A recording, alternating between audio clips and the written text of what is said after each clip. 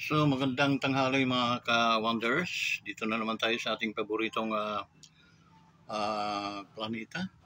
Planet of the Wanderers. Kahapon wala tayo rito guys dahil meron tayong schedule sa Live Good.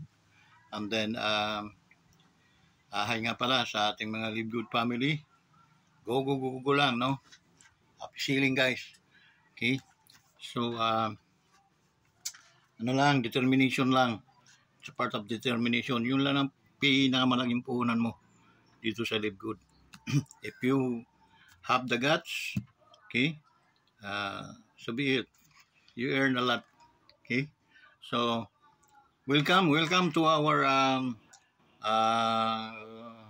Live Good family.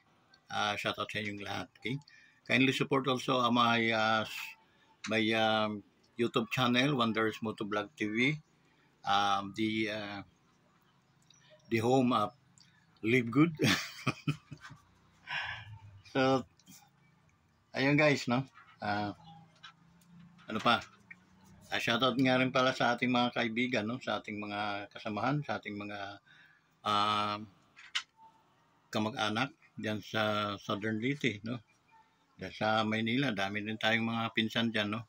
Sila sila rin umapas sa Albero. Okay? Aking mga kalahi daw. So it's okay because we cannot deny them, no? They are our blood, they are our mga ano natin sila, mga kamag-anak. So bakit natin sila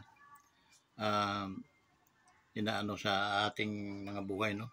They are a part of our blood, they are part of our family because first cousin natin ng mga yan. Okay?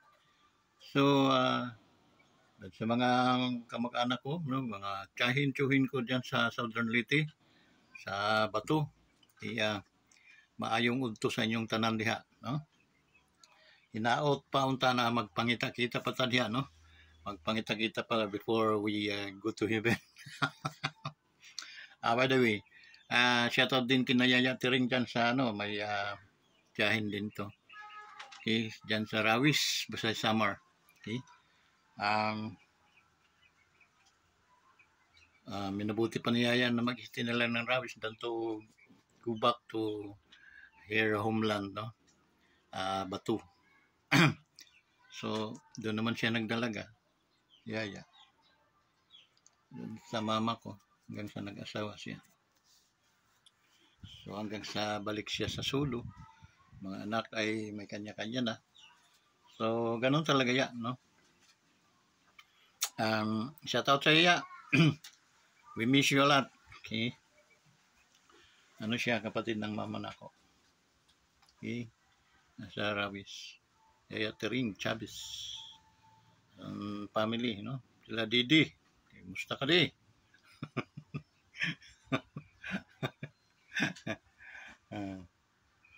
Ano lang din, kanang utay-utay lang ba? Utay-utay. Ma-achieve lang sa mo ang mga biyaya ng Diyos.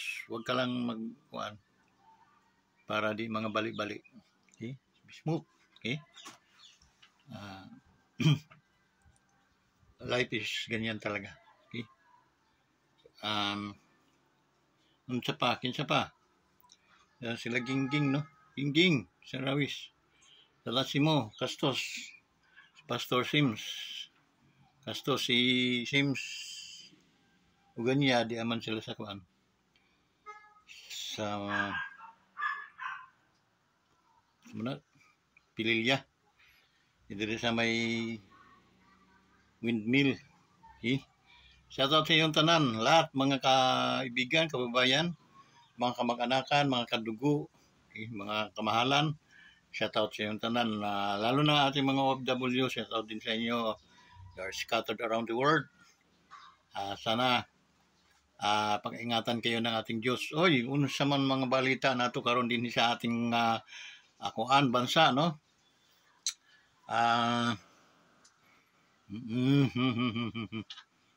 Okay, pero I'm still stand to my faith, no? To my what ano yung aking pinanindigan na hindi talaga ako naniniwala diyan sa maharlukan-lukan na yan kahit anong mangyari. Okay? Because yung kabukahan niya ay mali. Yung buka nga siya, mali naman. Bakit? Sino siya na umaano sa ating Pangulo? Okay?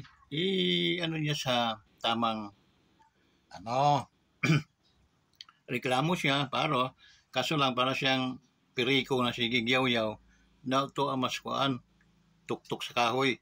Okay? Si Mura, anto man sa tuktok sa kahoy, hindi man makuan. So,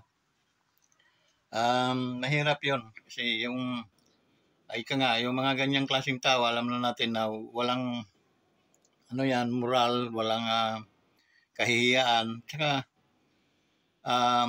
willing na siyang mamatay siguro kahit anong mangyari. Imagine mo, hari yung kinakalaban mo. Mabuti pa si Robin Hood. Okay, dahil namimigay siya yan. Pati gutom mo naman, vlogger yan.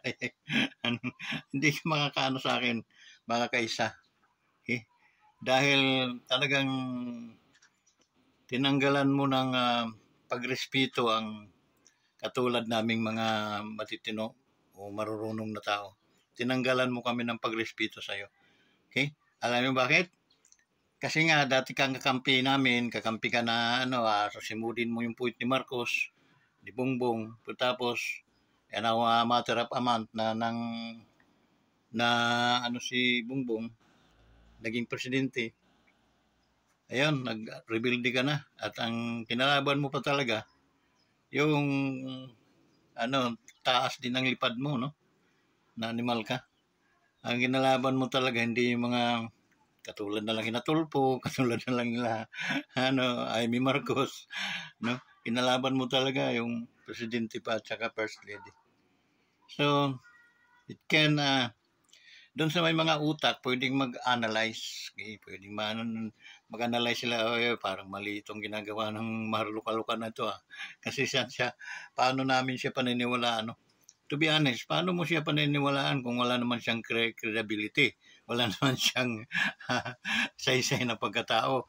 Okay lang siya, genius na tao, nakaano sa booking niya sa pre-record, i-preserve natin. Wala naman yan. Tapos siging yaw-yaw sa hindi ka lang masaltik din nila vice inday nila ng Duterte family dahil mas pabor naman sa amin yun na ginaganyan mga presidente. Pero in terms of maniniwala, hindi talaga kami niniwala. Lalo na ako. Yes, hindi mo ko mapaniwala. Kahit magsuka ka pa dyan, magluha ka pa dyan ng dugo nasa bukod sa monthly mong duguan. Maglungan ka pa ng dugo dyan, saka dadakdak. Never mo ako mapapaniwala. Okay? Tingnan mo aking ulo. Ulo ito tatak ng genius ng tao. Paniniwalaan mo lang ako ng katulad mo. Okay? Una-una, kita, no? Saan ka? Nasaan ka? Okay? Nasa tuktok ng puno. Ay yung binabatikas mo nandito sa roots, no? So, paano ka nakakaano doon? May mga bulati na akit doon, nabulong sa'yo. Sabi mo, mga ahas-ahas. Pinagago mo kami. Okay? Paano nangyari yun? Itong mga tao naniniwala sa'yo dahil wala din silang ibang source na kundi ikaw rin lang. Hindi nila alam na parang pababa din ang kanilang credibility. Dahil naniwala sila dyan sa isang ungas, wala namang, walang value. Puriko gihapon. Wala mo na values ng bayhana na. Tapos pag papaniwalaan ninyo, dapat inimbestigahan mo na ninyo ang lahi ng maharluka-luka na yan. Mga lahing baliw, mga yan, hindi kayo magtataka. Dapat ipakulong na yan. Okay? Pinag-aaralan ng 1,000 abogado. Paano, paano ka makulong na nilamig ka? Dito lang yung tayong lungad na lungad kay Pangulong Marcos. Okay? Saka sa pamilya. And then, pag bumanat siya, talagang no, yung parang may krimen talaga siya palagi versus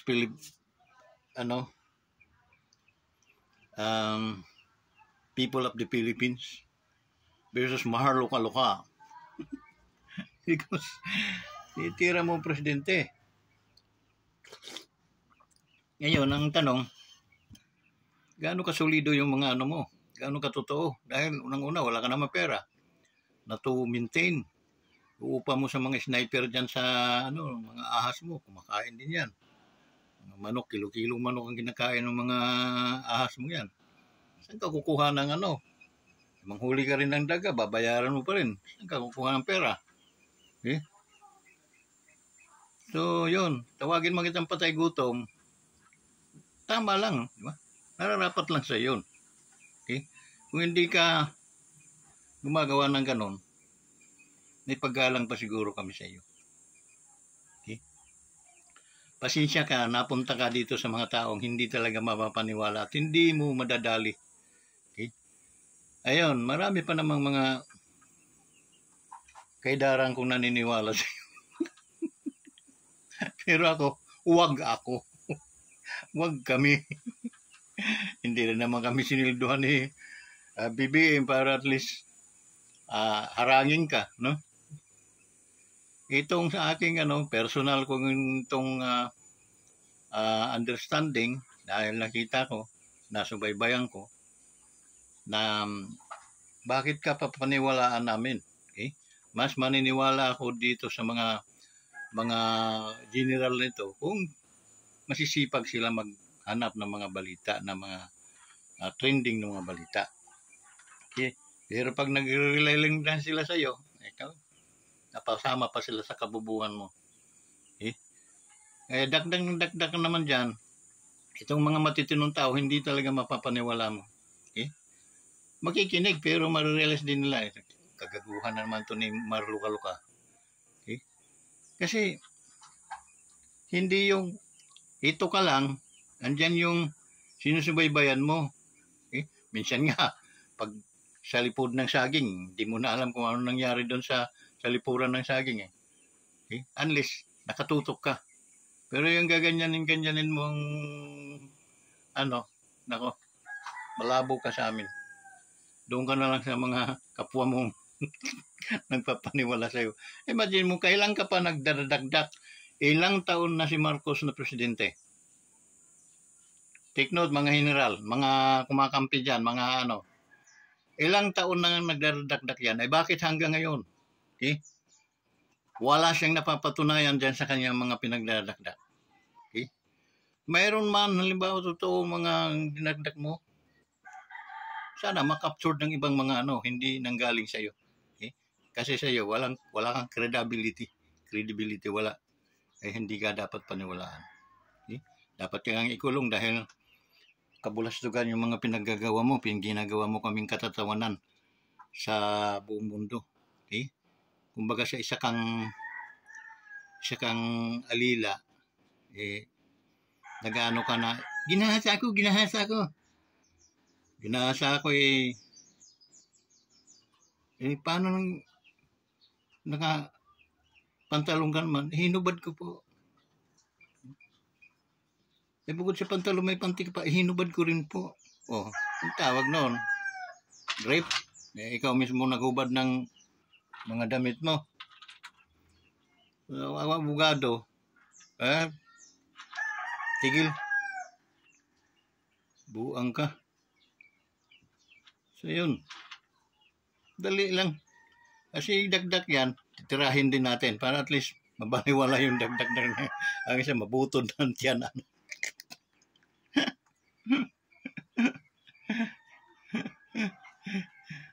Ay, nako. Kung katarantaduhan lang Sisiw. Sisiw ka. Gawa mo kaming loko-loko. So yun guys. Panahon natin diri guys. Sobrang init, no? Grabe. Dito tayo sa mga puno-puno ng kahoy. Then, binabayo tayo ng kunting hangin. Ang sarap. Okay?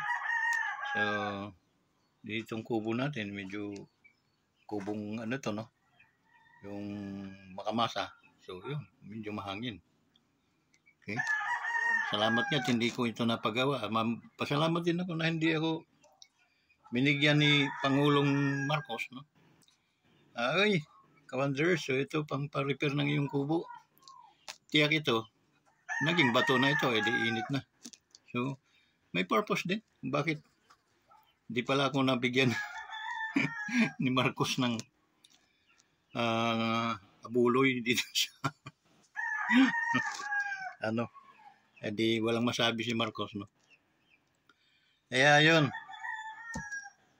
Ang sa akin lang, okay, ako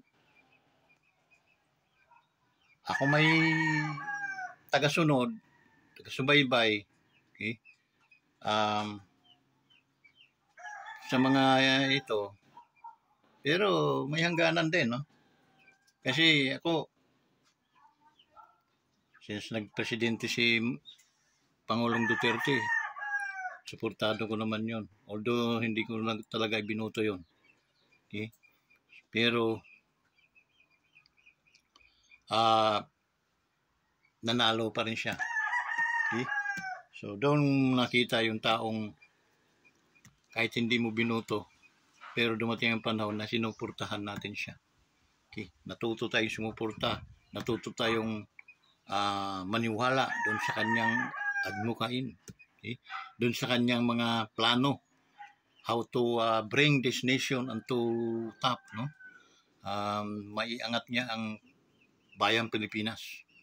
So, in 6 years, nakita natin kung gaano iinangat na ni Pangulong Digong ang ating bansa. Okay? Nagwalis, nagtabas, okay? Naglinis. Yun ang ginawa ni Pangulong Duterte sa ating bansa. Iniwanan niya ito kay Marcos na malinis. Okay? Walang, kumbaga ang adik ay umunti. Okay? Takala ko itatapusin naman ito ni Marcos. Dahil siya daw ay kung ano na simulan ni Duterte, sa kanya daw ay tatapusin. Yun pala ay salita lang. Okay? Kaya hindi natin masisisi yung iba. Sabi na budol talaga sila. Posible po silang nabudol. Hindi ko man direktahin sabihin na oo. Posible siguro nabudol. Kasi nga, iba, pinagsasabi ni Marcos noon kaysa ngayon. Okay? At hindi ko na rin nagugustuhan ito unti-unti. Okay? Dahil nang una, kailangan kang tumingin ang utang na loob ninyo kay sa mga Duterte. Kung hindi, maghihiwalay din tayo siguro. Okay? Kasi doon nga sa mga taong pinagkautangan nyo ng loob, ay binaliwala nyo how much more kaming mga tao na wala kayong utang na loob sa amin. Okay? Pero doon sa kay Mayor Digong, sa mga Duterte, pamilya ng Duterte, ang laki ng inyong utang na loob. Pero tinabla lang ninyo. Ganun kayo katarantado pala eh. Okay? So, hindi ko alam kung hanggang kailan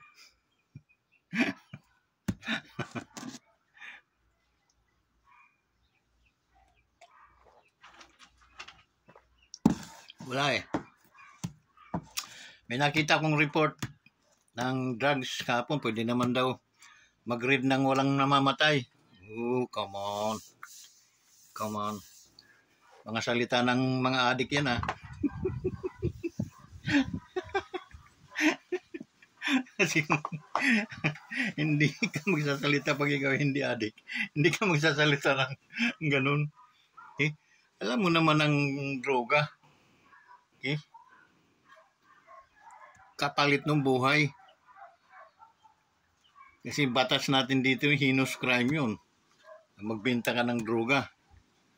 So sasabihin mo, pwede naman pala manghuli ng walang bumabaliktad sa kalsada. Oh, come on. Come on, man. Are you crazy, man? Are you crazy?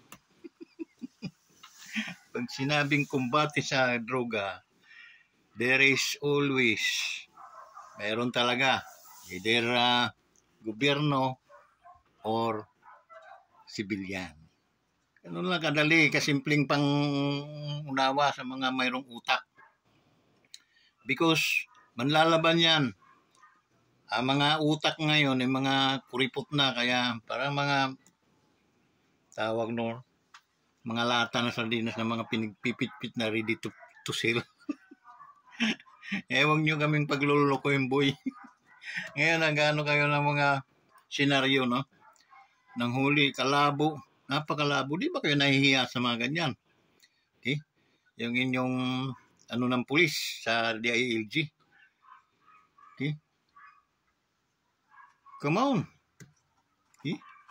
Huwag niyo dagdagan na yung parusa sa ating init ng panahon.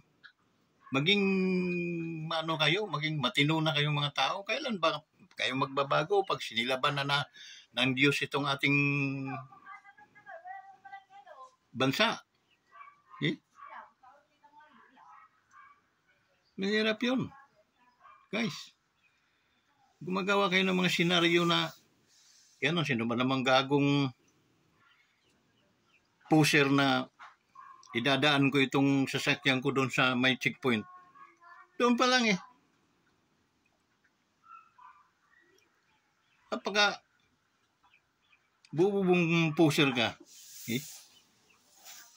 bilyon ng halaga, papasabat mo sa may checkpoint, ano ka? Dadaan ako doon sa mga walang checkpoint. DILG.